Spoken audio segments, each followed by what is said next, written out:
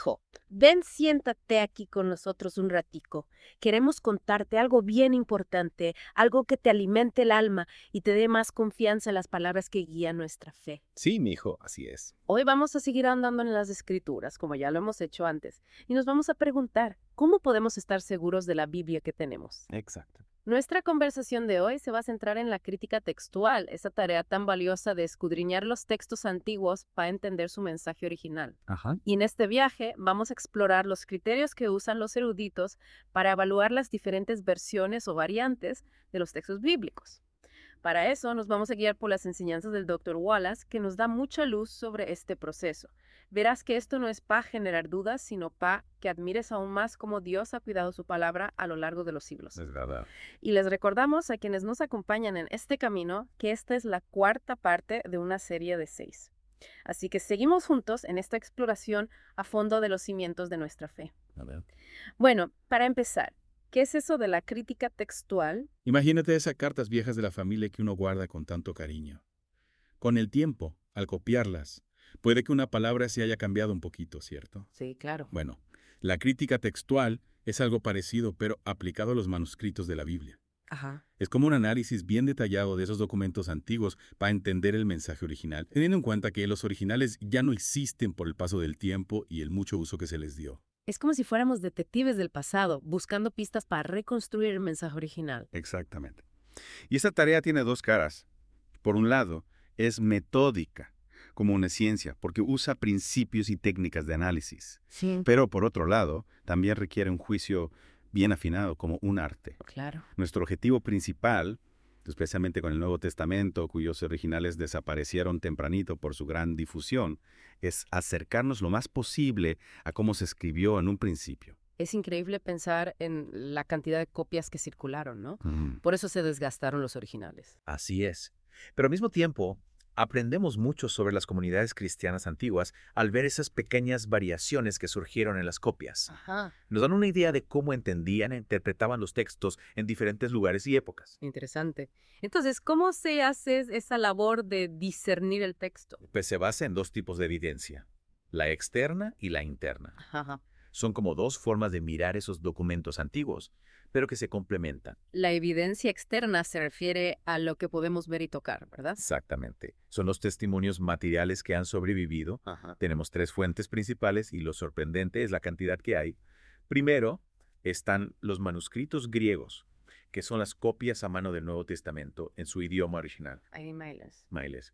Luego tenemos las versiones o traducciones antiguas de la Biblia a otros idiomas, como el latín o el siríaco. Sí, Estas nos muestran cómo se entendía el texto en diferentes culturas desde hace siglos. como si tuviéramos traducciones de hace muchísimos años. Exactamente.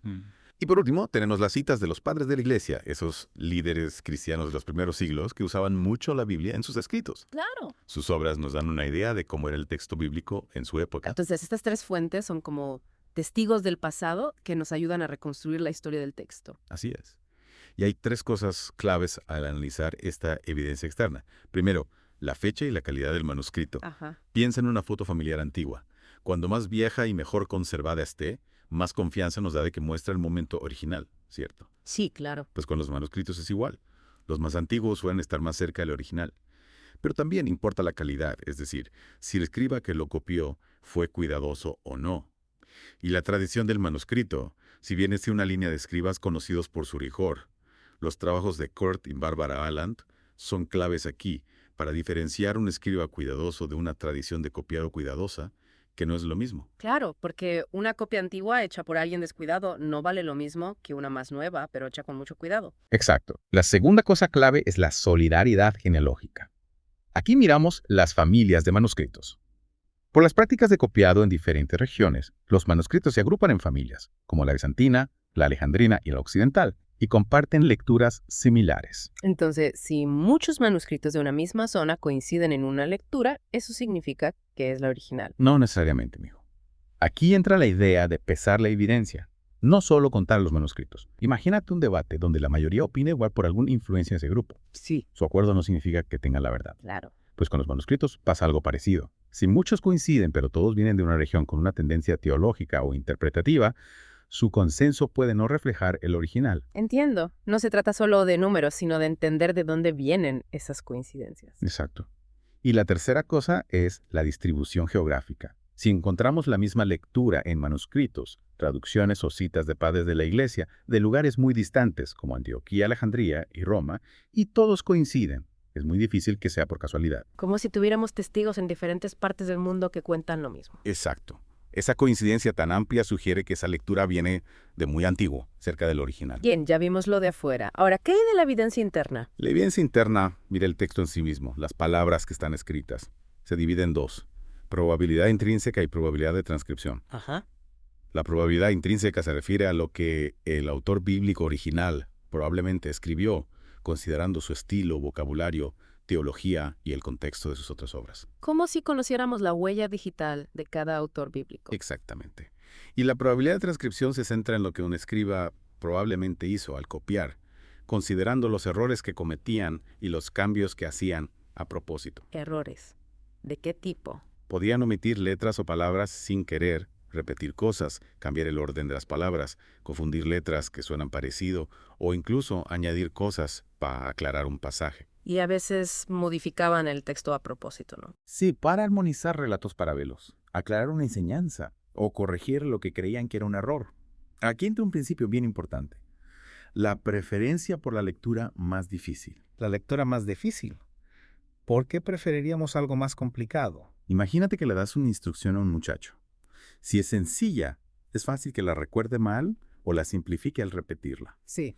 Pero si tiene un detallito inusual o una gramática más compleja, es más probable que la recuerde bien porque le llama más la atención. Ah, ya entiendo. Los escribas tenderían a simplificar, no a complicar las cosas. Exacto. Por eso, si tenemos dos variantes y una es más compleja, menos clara o rara, esa es la que probablemente sea la original. ¿Podría daros un ejemplo? Por ejemplo, una cita del Antiguo Testamento en el Nuafiro que no coincide exactamente con la versión griega del Antiguo Testamento, la Septuaginta. Ajá. Un escriba que conociera bien la Septuaginta podría haber corregido la cita. Entonces, la que no armoniza sería la original, la más difícil. Otro ejemplo es cuando los evangelios cuentan lo mismo pero con detalles diferentes. La que no intenta suavizar la diferencia sería la más antigua. Entonces, los escribas añadían más que quitaban. Sí, en cuanto a cambios a propósito, las omisiones solían ser accidentales. A menudo añadían palabras para aclarar, parafrasear o explicar. Por ejemplo, en algunos manuscritos de Mateo, antes de mencionar a Barrabás, añaden Jesús, probablemente porque no les gustaba que un criminal tuviera el mismo nombre que nuestro Señor. Claro, pero eso no era parte del texto original. Exacto. Lo asombroso es que, a pesar de las copias durante más de 14 siglos, el texto griego del Nuevo Testamento solo creció un 2%.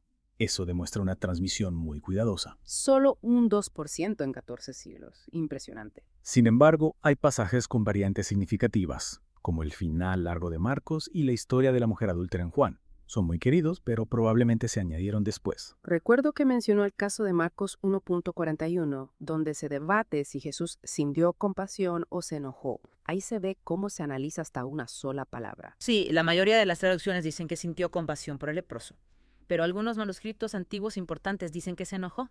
Es más fácil que un escriba cambie enojado por compasivo que al revés. Además, en Mateo y Lucas, cuando curan leprosos, no se menciona la emoción de Jesús. Por eso algunos creen que enojado es la original, la más difícil. Y también está el caso de Mateo 24.36, donde algunos manuscritos no dicen ni el Hijo al hablar quién sabe cuándo vuelve Jesús. Exacto. En Marcos, en día se dio que claro que nadie sabe, ni los ángeles, ni el Hijo, sino solo el Padre. Pero en Mateo, algunos manuscritos importantes omiten ni el Hijo. Mateo suele presentar a Jesús con más autoridad que Marcos, así que la omisión podría encajar con su estilo. Interesante. Algunos creen que ni el Hijo se añadió después para que coincidiera con Marcos. Y por último, el famoso número de la bestia en Apocalipsis, 666 o 616. Aunque 616 es el más común, algunos manuscritos antiguos importantes, como el Códice Ephraim Scriptus y un papiro del siglo III, dicen 616. Ireneo, un padre de la Iglesia, ya mencionaba ambas lecturas. Algunos creen que 616 se relaciona con el nombre de Nerón César en hebreo.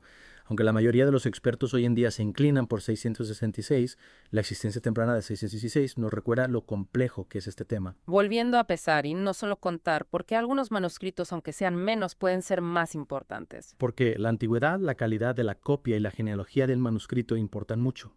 Manuscritos muy antiguos, como el Sinaítico y el Vaticano, a menudo se consideran muy importantes por su cercanía a los originales y su consistencia. Ajá. Aunque haya muchos más manuscritos posteriores que digan otra cosa, el testimonio de estos puede tener más peso. Entonces, con todas estas variantes y la labor de los expertos, podemos confiar en la Biblia que tenemos hoy. Mijo, con la misma seguridad que un padre guía a su hijo, te digo que sí. A pesar de las variantes, el mensaje central de la palabra de Dios se ha mantenido firme y se ha cuidado a lo largo de la historia. También. Entender la crítica textual no nos quita confianza, sino que nos hace agradecer aún más la autenticidad de la Biblia. Es un alivio saberlo. Este análisis nos ayuda a entender el gran esfuerzo que se hizo para preservar estos textos antiguos. Así es. Y nos lleva a una pregunta para que pienses. ¿Qué significa para ti la dedicación con que se copiaron y transmitieron estos textos? ¿Cómo influye esto en tu fe y en la importancia de la Biblia en tu vida? Una pregunta para reflexionar. Y para seguir en este camino, los invitamos a la quinta parte de esta serie, donde continuaremos explorando los fundamentos de nuestra fe. Hasta la próxima. Hasta luego.